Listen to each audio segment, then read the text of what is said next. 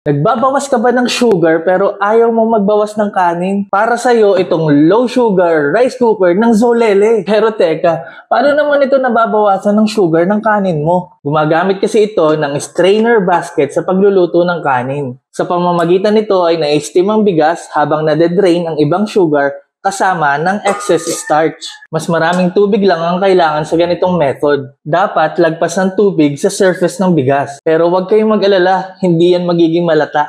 At makikita nyo pagkaluto ay may iwan ng starchy water nito at meron ka ng low sugar rice. Parang ang hirap paniwalaan, no? Kaya naman tinignan ko sa internet at nalaman ko, hindi naman na pala bago ang ganitong technology.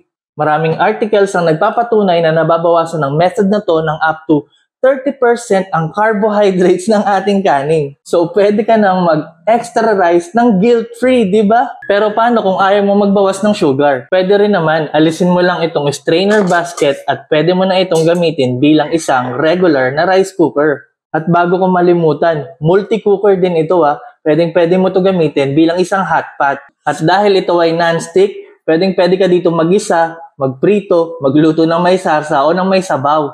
Napapalitan din ito ng glass lid para naman kitang-kita mo ang mga niluluto mo. Kagandahan dito, madali lang linisin. Tingnan nyo, natatanggal yung kanyang silicone lid para naman mahugasan mo ng mabuti at maiwasan mo ang panis na kanin. Sulit na, di ba? Kung gusto nyo rin bumili nitong low sugar rice cooker ng Zolele, ilalagay ko ang link sa description nitong video at kung kayo ay nasa TikTok, nandyan yan sa yellow basket. Yun lang, peace!